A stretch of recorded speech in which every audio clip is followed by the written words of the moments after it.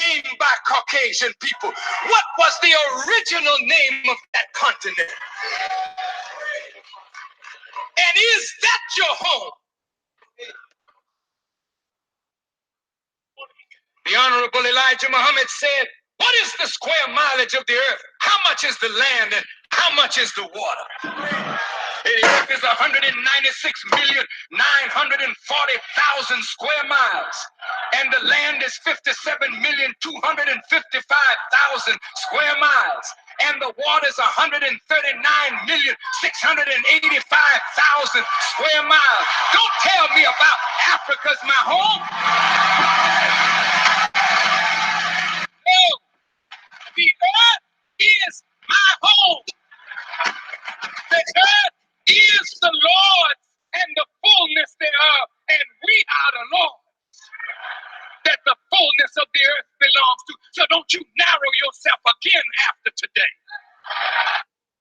See, he said we are the Lord's, and the fullness of the earth belongs to us, right? Okay, so I just wanted to put that one out there real quick. Abs. So we're just checking some things out. Okay, so I'm gonna look at this.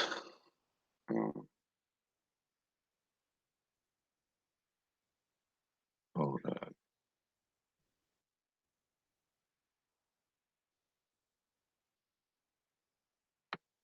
Gotta go over here and find this other thing I was looking at.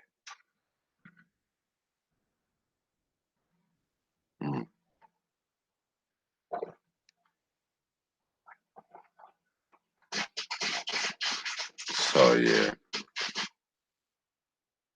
Okay. All right. So this is from William Clark, right? Back in the days.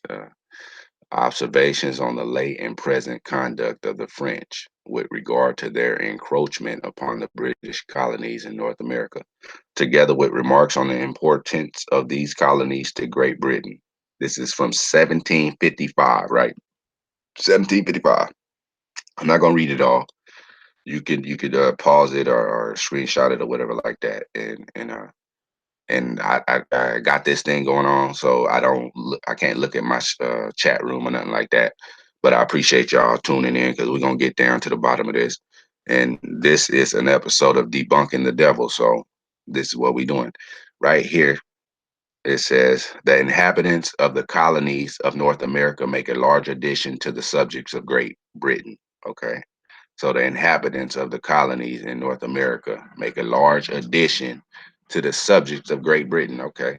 The extent of these colonies, where they actually are in the area that they, consist of, exclusive of the island of Newfoundland, the island of Newfoundland. Okay. That means New York, the island, not the state, but the island.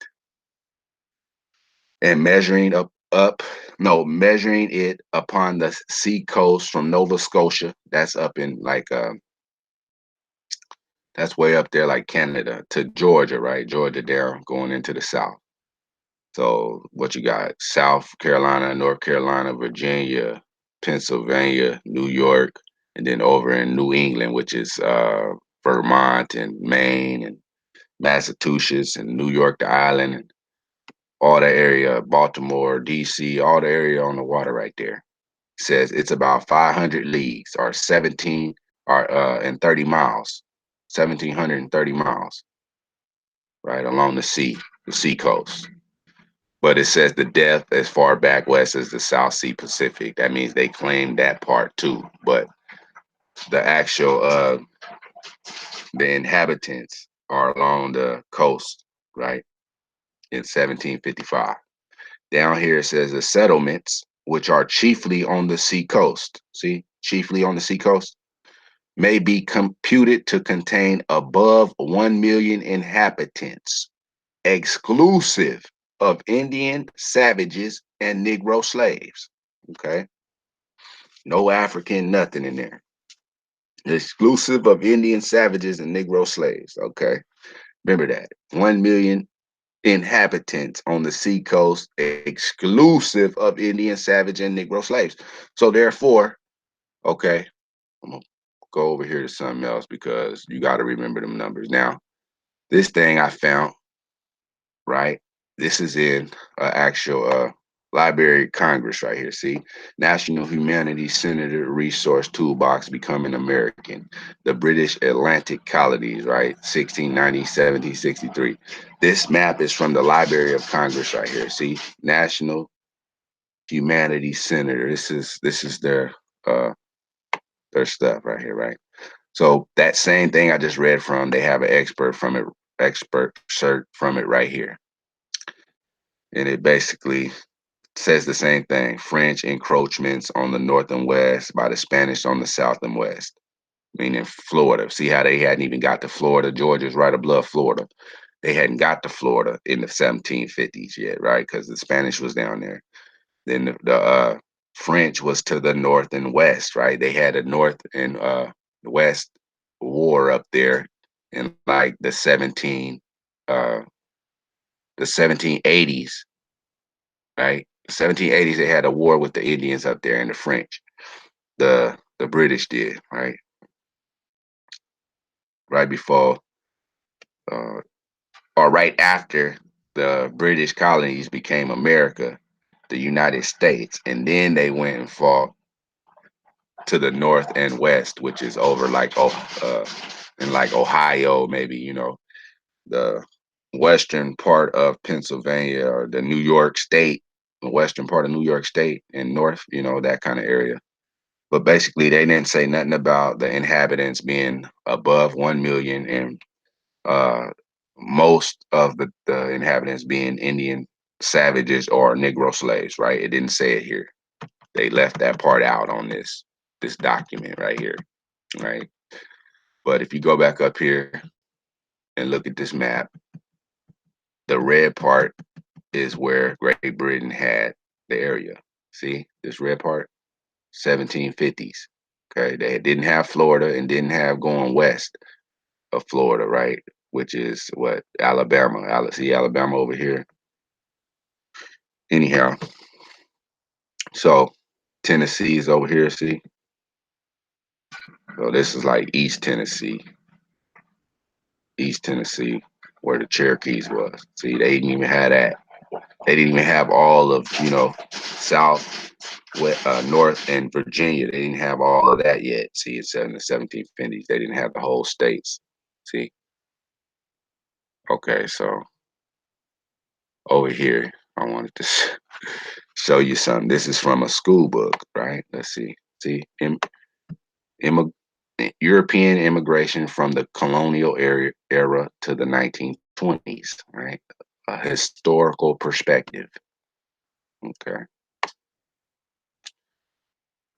So, immigrants, people who came to this country after the Declaration of America independence from England are considered immigrants to the United States. So, anybody who came after the 13 colonies became the United States in 1776 was an immigrant. It says in the English colonies along the Atlantic coast that became the 13 original states are usually referred to as colonists. So the English people that was there before 1776 were colonists. People who came after that were immigrants. Those colonists, however, were also immigrants to America or the offspring of such pioneers. So them and all their offspring are also immigrants, right? So the people living today, they're immigrants. Likewise, Hispanics, who during the 18th century, the 1700s, established frontier colonies in what later became the southwestern United States, were migrants from Mexico and more remotely heirs of Spanish immigrants to the Americas. So they're all immigrants, right? Spaniards, the so-called Hispanics, the English folks, they're all immigrants. It gets down here to say something about the Africans, right? All that, but we know they wasn't African. So it says the peoples known to the colonists as Indians have ancient ties to the northern tier of the Western Hemisphere that entitled them to the name Native Americans. Now, that's not a they trying to mix Indians with the Native Americans, but if you listen to this carefully, you'll understand the breakdown. Now, Samuel G. Morton said what? Everybody was of a Negro stock except for the Eskimos to the north. So this says the peoples known to the colonists as Indians have ancient ties to the northern tier of the Western Hemisphere. Now, the Western Hemisphere is all of Alaska, Canada, all the way down to North America, Central America, and all of South America.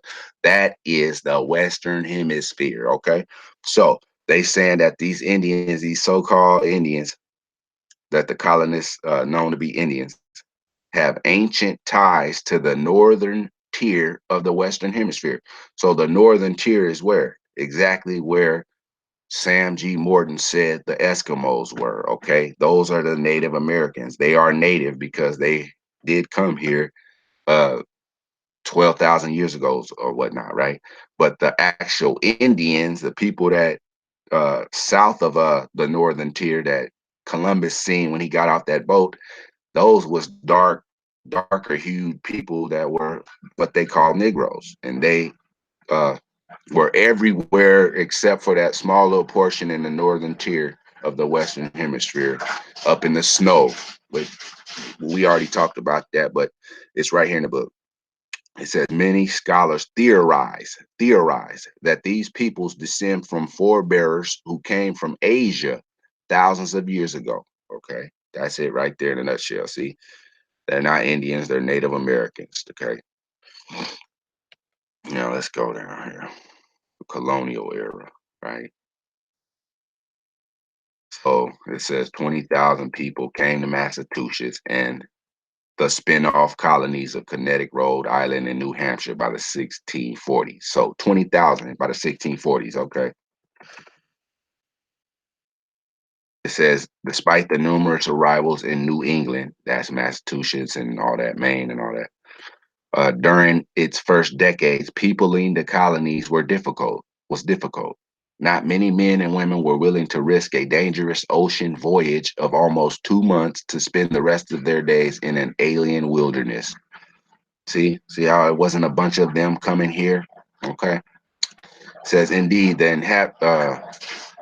inability of planters in Virginia and other southern provinces to attract Europeans to perform the unrewarding gang labor involved in planting tobacco was a major reason for the introduction of slavery. Okay, I could go back and show you that in the 1500s when De Soto came, he had slaves. Like they gave him 500 Indians to carry all the luggage and all the grind, the grudge work was given to the Indian slaves, right, back in the 1500s. So there was no transatlantic slave trade. That's a myth. Okay, let's go right here. It says about half of the people who came to the English colonies immigrated as indentured servants. So there's your white slavery right there. See, that's white slavery. They came about half were indentured servants. Okay.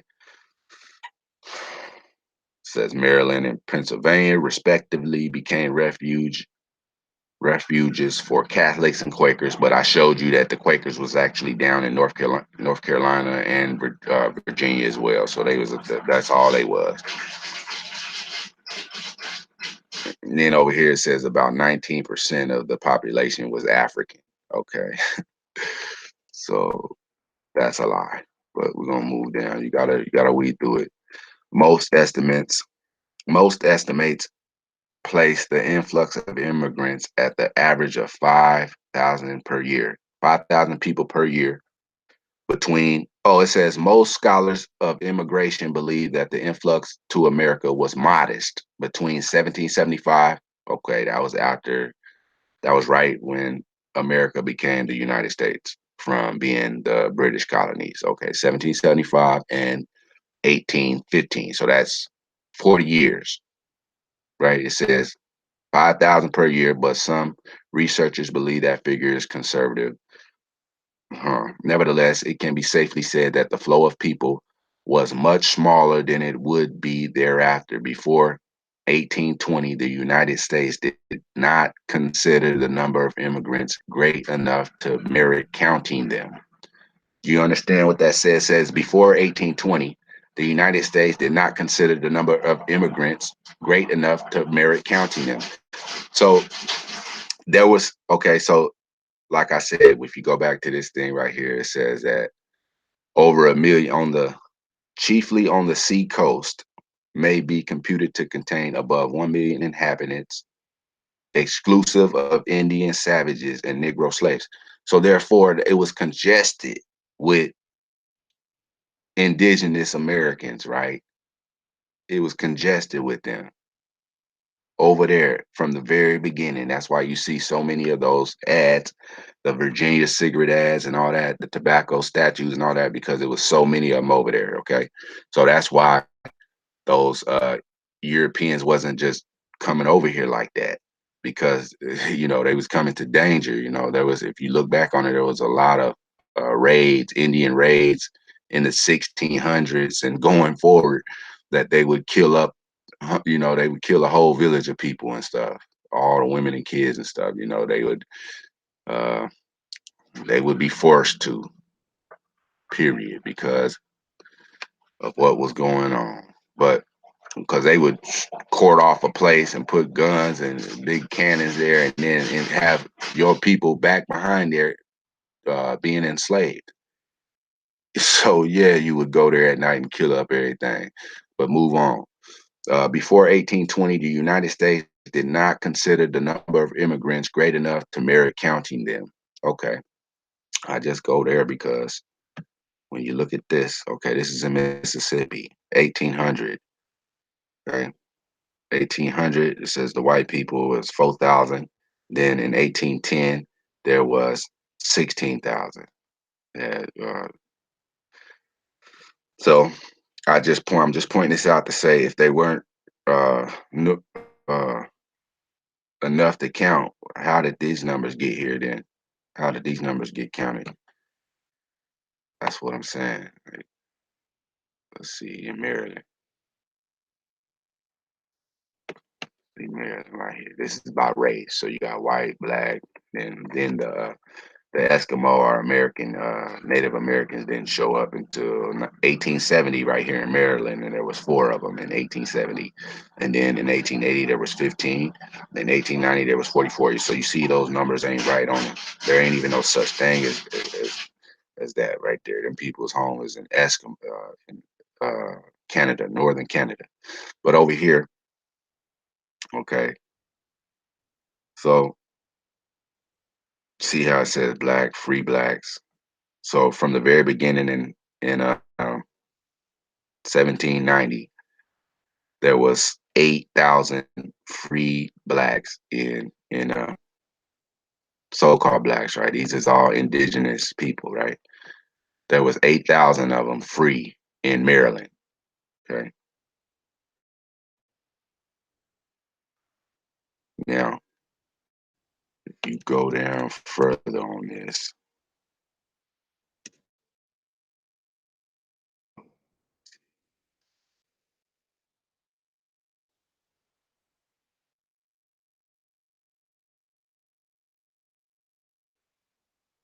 okay, this one says Europe's surplus population. This is talking about why did these Europeans come to the so-called New World, right, America, and why and when.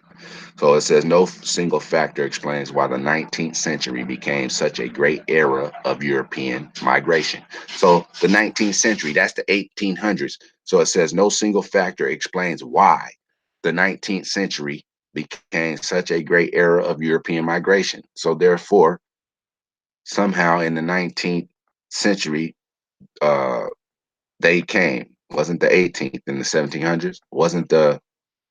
It wasn't beyond that, right? When they said that was the slaves start coming in 1619, they wasn't even here like that. They had a couple of little posts over there, but it says, but absolutely essential to the movement was the existence of masses of Europeans who were unneeded in their homelands.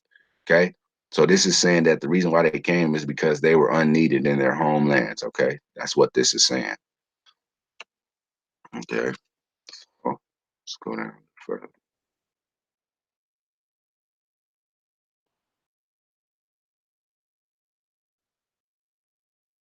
It's talking about the Irish people came. They was uh,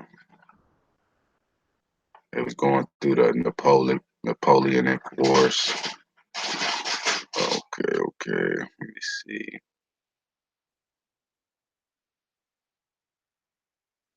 So it said the population grew so fast that by 1840 the island was densely occupied over there in Ireland. Right? It says approximately 8 million people live there, about twice Ireland's current population.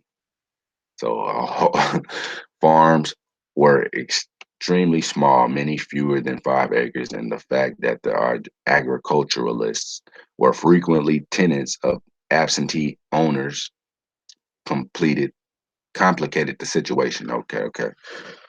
So failure of the Irish potato in 1845 and the years immediately following set off a dramatic exodus of people fleeing starvation and the diseases that prey on the hungry.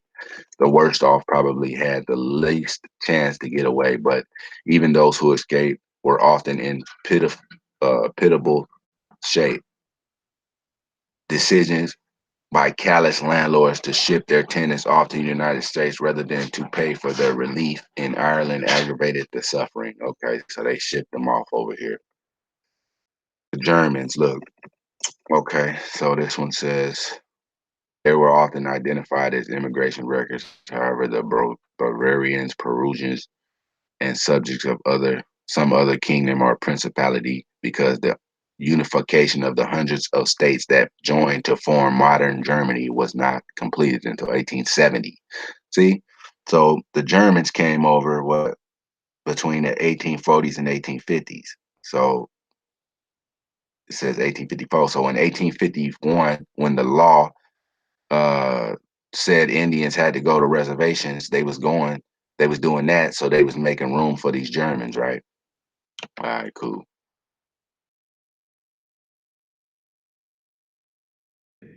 Gotta understand, they was making room for these people. Period. Here's a here's a little explanation. It says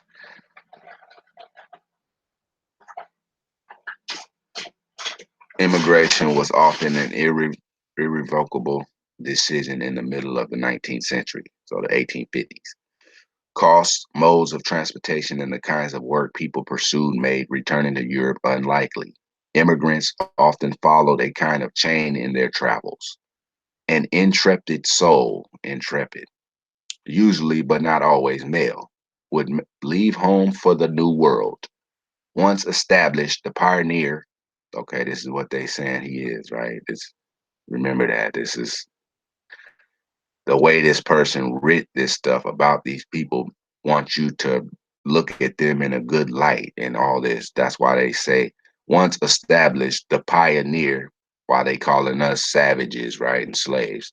The pioneer would write back telling relatives and friends of what had been encountered. In many cases, the immigrant would advance passage money for others to follow. So you see that they started that's what they doing. You know, they come and take some land and then send for their relatives to come post up with them in somebody else's land.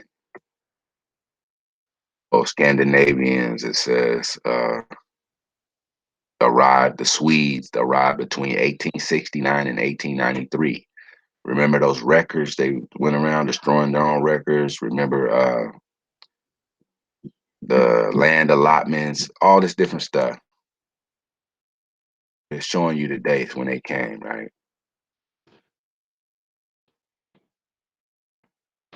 That's,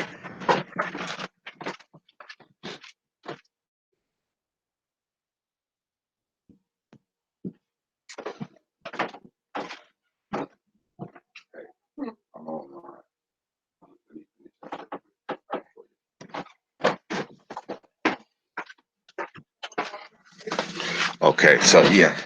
So this is showing you look down here, it says likely. Italy was a nation that achieved unification by 1870. So that the Italy nation became a nation in 1870, and then sent their people to America, right? The people that didn't agree with the new, and look right here. It's the Jewish people. Look, in the mid 1880s, Jews appeared among the many newcomers from Germany. See, they was in Germany, then they came in the 1880s. 1880s. Remember that, man. I'm showing you right here when they came, and then how it says that it was insignificant before the 1820s. However, you have, look, it's saying in Maryland, okay, it was 200,000 whites and only 100,000, right, by 1790. Okay, only 100,000 so-called blacks and 200,000 whites, and no Eskimos or no Asians, nothing, just black and white. Okay, 1790. Now, if they was insignificant, the migrations of Europeans from Europe was that insignificant uh, before the 1820s. How did they get 200 something thousand right here? We already seen where it says right here, exclusive, above 1 million, exclusive of Indian savage and Negro slaves, right? So you got to look at this, okay? All this books and all these documents, this thing right here, population, historical population by race, population of states and counties, all those different documents is free as a PDF online. Check it out. All right, I'm gonna get off here, but y'all have a good day. I'll probably get on a little later again because I'm dropping number knowledge. This is education right here.